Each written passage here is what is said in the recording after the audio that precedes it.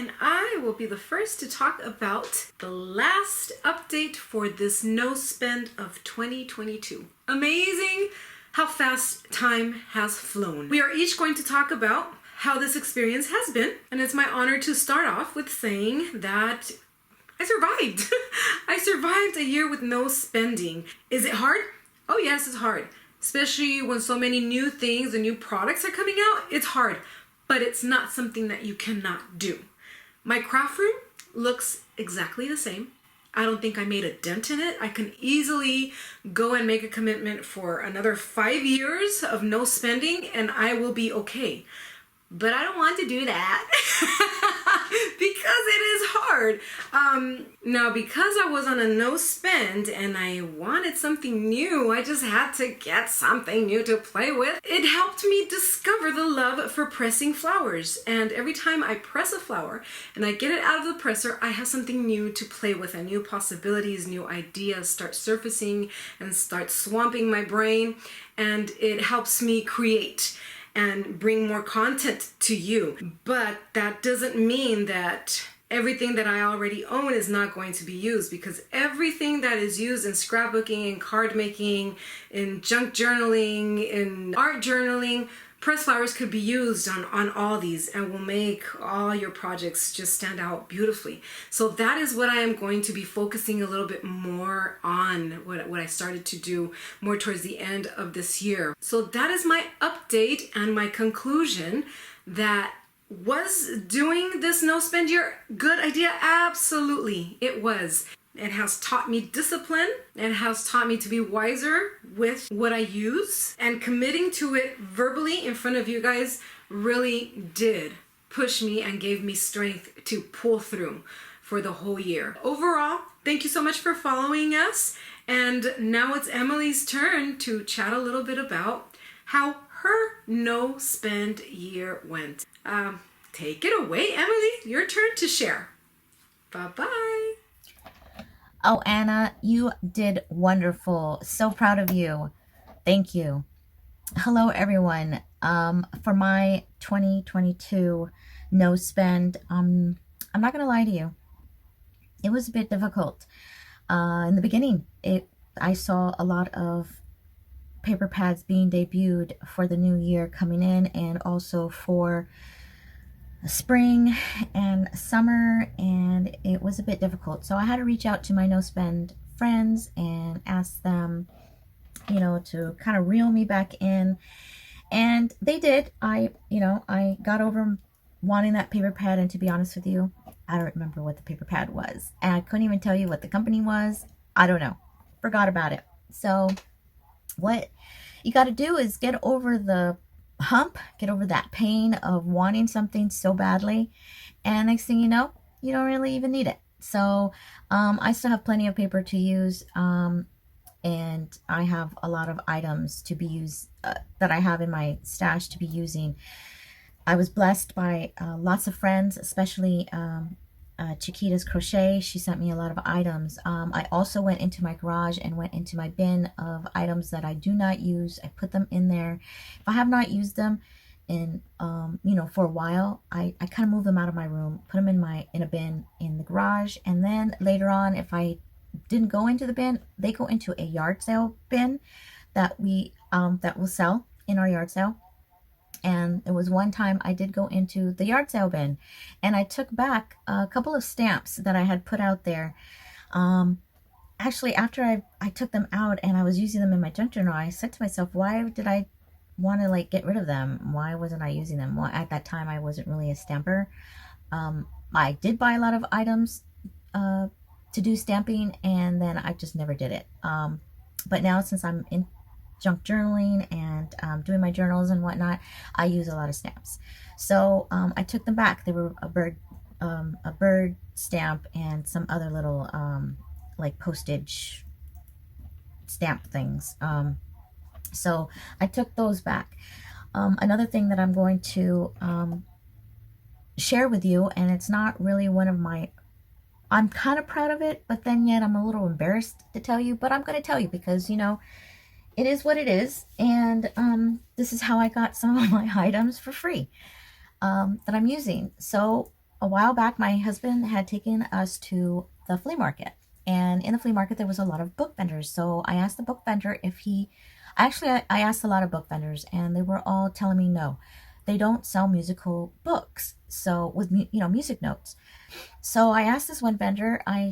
He was my last one. I was gonna ask. I wasn't gonna ask anymore because everybody was saying no. And he said no, and very rudely too. I might add, actually, kind of a way that was like you were asking a stupid question, but whatever. I walked away from the vendor area, and I was standing next to the trash because I was waiting for my husband and my son to come back to me because they were looking at another area. And I glanced over, and I saw this book on top, like somebody just threw out a whole bunch. They threw out a bunch of books because there was other books around there. So it wasn't like it was next to food or anything like that. I glanced over and I saw this musical booklet, and I was like, what? It was in the trash, and I took it. And when I took it, I saw these in here. The Midnight Fire Alarm. I don't know what the song is about. It's a piano solo, so I don't know. But it goes perfect with my junk journaling. I use musical note paper. I took that. Underneath this was a bunch of other books. And at that time, my husband was already coming back, and he was already giving me this look of like, why are you looking in the trash? So, I didn't really want to like dig a lot in there, but I did see these books. There was 3 of the same books. I don't know how to say that. Godey's Ladies Book, 1868. Very vintage. Can't get any vintager than that. And so these pages are going to go well in, a junk journal or to make tags or whatnot.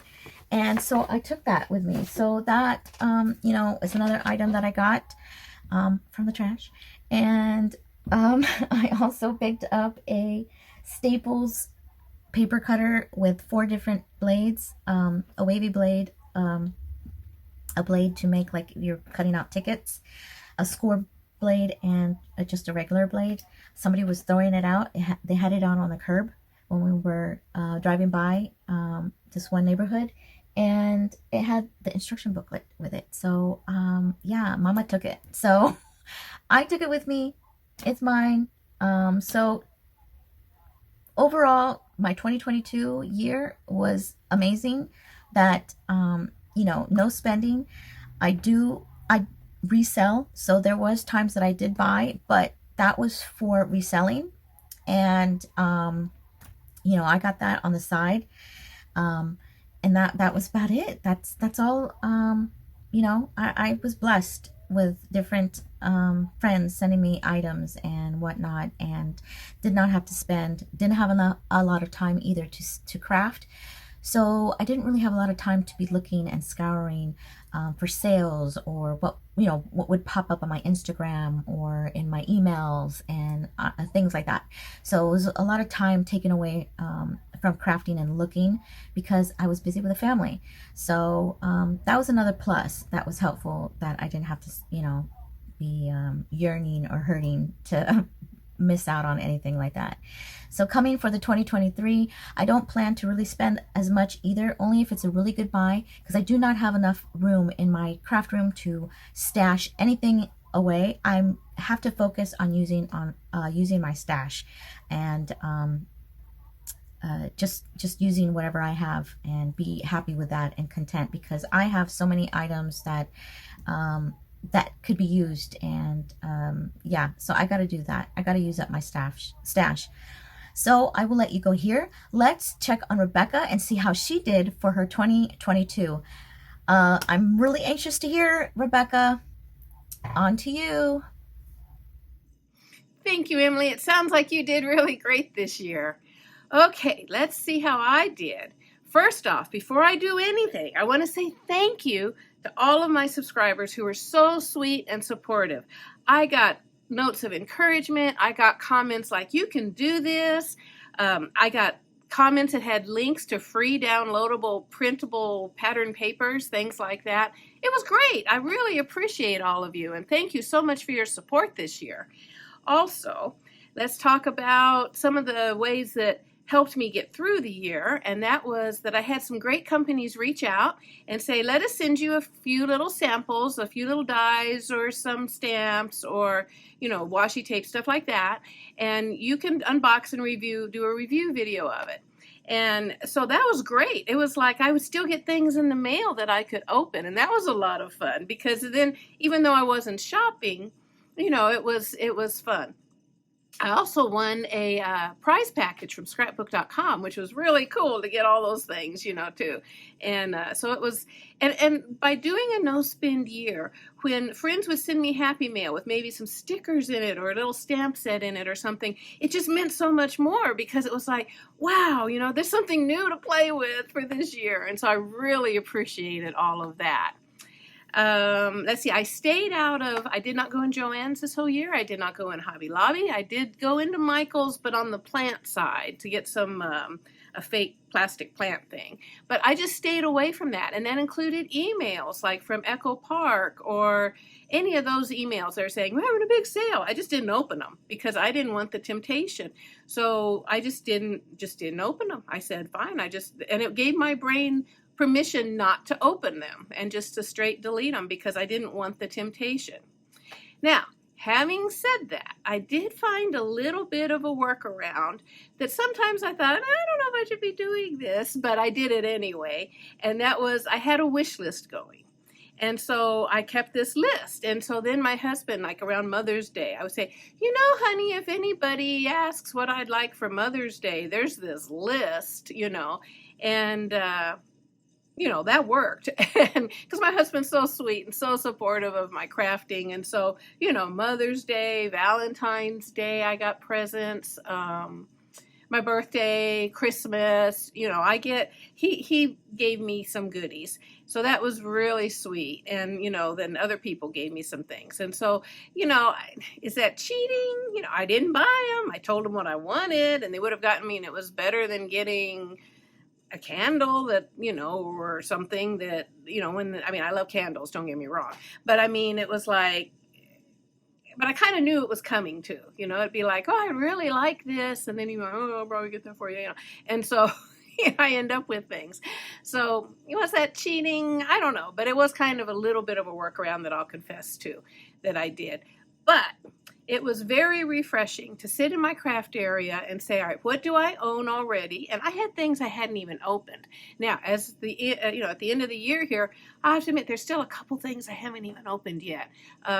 Some of the stuff was like out of the prize package from scrapbook.com. I haven't opened, you know, some of that stuff yet. But a lot of the supplies that I already had in my stash here, I did open and I used, and it made me be a little bit more creative and say, oh, you know. And the other thing was I organized better. As I went through, I would say, oh, I've never used this. So I put it in a pile of, be sure to play with this and try it out. So that was a lot of fun. So I did great. Now going into 2023, I'm not sure that I'm going to come off my spending freeze. I still have an awful lot of paper. I still have an awful lot of goodies to use. And, oh, one other thing I'll tell you, a quick little story, I'll try to get this in my time allotment here, is that I was stamping with my old oxide inks, and I was nearly in tears, excuse me, and my husband came through, and he saw me using my dried out oxide inks and trying to get the colors to work and not having the colors work, and I had a big collection of them. And he said, what's wrong? And I was like almost in tears. I'm like, I've got all these inks, and I had bought all those 6 years ago. And he was like, and they're not working? And I said, well, a lot of them are dried out and I can't get anything to cut, you know, I can't get them to work, but I'm on a no spend, so I can't go a bit more. And you know what he did? He picked up all my inks and threw them away, just threw them in the trash. And then next thing you know, he got me some more. Now, I don't have near the amount that I had before as far as the color selection. But I just thought that was so sweet that he just was like, took charge and said, you know, I'm going to get rid of these. He did get kind of, you know, one or two of each color of the rainbow for the Distress Oxide inks and replaced them. And pretty generous gift So that was one of the gifts. But I just thought I would tell that story because that kind of highlights, what a sweetie he is. Now, going into 2023, I now have some new oxide ink, so I'll probably go ahead and pick up a couple other colors that I would pick out, that I want to have. But I'm really probably not going to go too crazy. I kept thinking all during the year, it'd be like, oh, I'm going to buy a new foiling machine next year. I'm going to buy this. But, when I really sit and look at all my things still, it's like, yeah, you're still doing okay. You can still create with what you have. So I'm not going to go crazy on the after Christmas sales.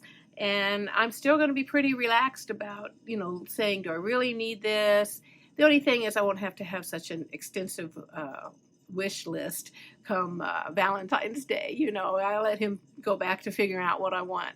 But anyway, that was my year in a nutshell. So thank you again, and let's see how Yvette did. Thanks, Rebecca. And may I say how proud I am of all four of us for how well we did this year. For us crafters, it is a challenge to not go out and buy the latest and greatest goodies when we see them being used by other people on YouTube. So we did, I think, fairly well this year. Now, by the time you watch this video, I will officially be retired. And I am so happy for that phase of my life to begin. I worked for a school district for 28 years, and it was time for me to move on to the next chapter of my life. Now, as for my no spend challenge for 2022, I did it. I only bought cardstock for my card bases, which I needed, and those were allowed expenditures. And then any other crafty shopping I did were things that others paid for because they wanted me to make them something. For example, my daughter wanted some handmade goodies for her baby shower. And so it wasn't my crafty spending. Although I got to go do the shopping, I did it with someone else's money. So that was a fun way to spend on crafty goodies without breaking my challenge to myself. I did find that there are so many stamp sets I have that I just didn't use. So I did set aside the ones I used throughout the year, the dies, the stamp sets, any other products that I used, and those I put aside in separate baskets and bins. And then I'm going to go through those and make sure those are truly ones that I want to keep, that I think I'll find myself using over and over. And then I'll go through the ones that I didn't use throughout the year and sort through those. Perhaps there's one that I just forgot I had and I really love it and I don't want to get rid of it. And I'll sort those and set those aside. And then I'm going to de-stash all the other stamp sets and dies and goodies that I just am not going to use. I am a huge fan of patterned paper. I have so much patterned paper in my stash. And although I used a lot this year, I still have at least 50 pads of 12 by 12 paper and at least 50 of 6 by 6 paper. So I'm going to challenge myself to continue this no spend in a way. I learned through this challenge to sit back and think, do I really need that product? Is there something else I have in my stash that's similar that I can use?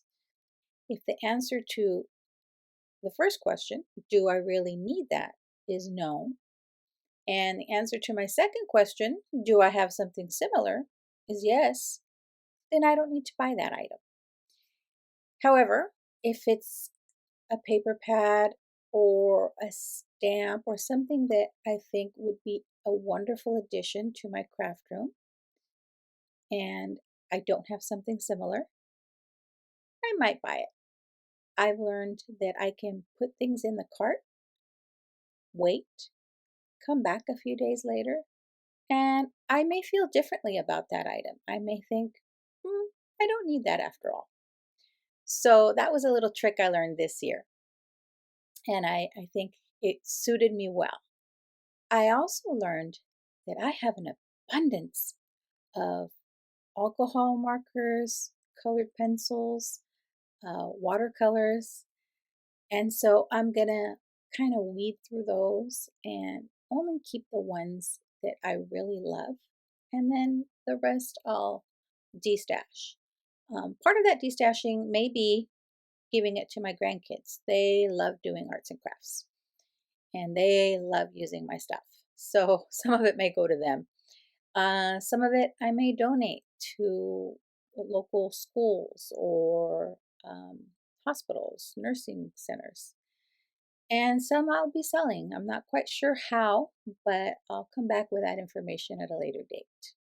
Now, make sure you subscribe to the other creators in this challenge, and their channels are linked in the description box below.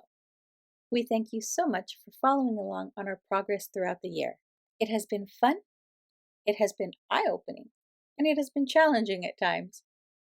But it has been wonderful to have this challenge in a group of such creative and supportive women.